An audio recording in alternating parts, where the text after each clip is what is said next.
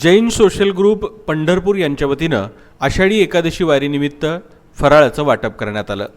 पंढरपूर शहरातील महावीर नगर येथील doctor फडे nursing home इथं परिसरातील जैन बांधवांनी आषाढी यात्रेच्या निमित्तानं वारकरी भाविक भक्तांना जैन सोशल ग्रुप पंढरपूरच्या वतीनं फराळाचं वाटप केलं। यावेळी डॉक्टर राजेश फडे आणि सौ डॉक्टर फडे, जैन समाजातील मान्यवर मंडळी, महिला मंडळी मोठ्या प्रमाणात उपस्थित होते।